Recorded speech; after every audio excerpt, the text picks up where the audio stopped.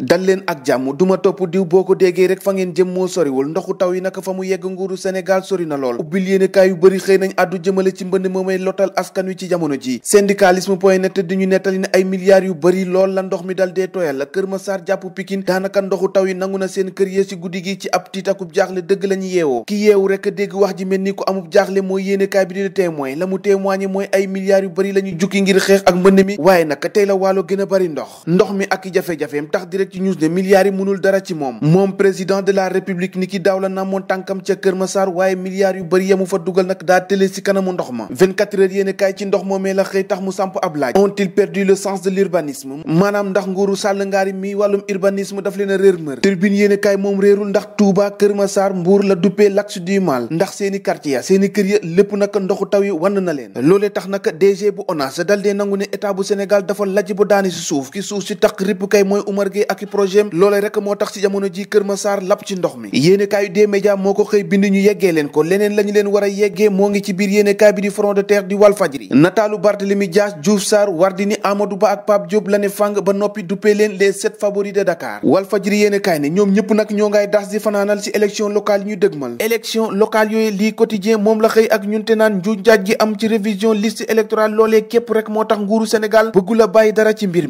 mi kat boo moyul ci fantasiro lay mujjee ndax Sud Quotidien nee na jotee ci certificat de résidence moo raw njégum siraat yéenekaay bi ne président Macky Sall nag dëgg moo taxaw ci siraat l'exclusive yéenekaay ne Sall ngaar yi dafa ngarale ci diggante Diouf Sarr ak Amadou Ba ñoom ñëpp nag ville de Dakar la ñuy yóotu nataalu Macky Sall mu mel ni ku jaaxle nag moo ngi ne daje ci yéenekaay bi ne l'exclusive enquête yéenekaay xëy defu ba enquête boo xam ana li dox ci diggante Ablaye Ndoye ak Soham Wardini yéenekaay bi ne du dara nag dafa raatu marché Sandaga moo tax ku nekk di rëkk sa morom soxna Wardini ne li ñu bëgg a def c'est un crime contre notre patrimoine culturel les échos ay kàddu Wardini la xëyee nee na nag mbir mi dina ci dem bu fa mu yem rek neex li neexul kay yéene kaay Walfadjri xëy na yégee ko chauffeuru car rapide yi nee na juróomi weer képp lañ leen mayate ci tali bi ngir ñu dàkkal seenu pa liggéey ñiy liggéey ba noppi dëkkee am ay jafe-jafe l'observateur ñooñee la xëy dalal mooy soxna yi yëngatu ci wàllu mutuelle de crédit lu mooy harcèlement toroxal kaso rek la ñuy dund nañu koy dundee lépp naka ñoo ngi xëy goxi ko ci yéene kaay bi di l'observateur di ñu yëgee xibaar bi ne ñi doon tourner série circuit noir ñoom ñëpp nag division spéciale de la cybersécurité nee na leen niip teg loxo laas yéene kaay nataalu Mariama Fayenke la xëyee nee na gone gi fukki at rek la am waaye boo moywul dina ñàkk ay bëtam ndax négligence ba mu dund foofee ca hôpital régional bu Tambacounda ñu jógee Tamba dellu si ci diwaanu Ndakaaru xëy yem ci yéenekaay bi di suñu làmb Gaston production ne Bombardier Balla Gaye 2 niki juróom-ñaari fan ci weeru novembre lañ koy amal lu fi soppeeku te yëguma ko ñoo ko déggandoo jàngeen jëf ba ëllëg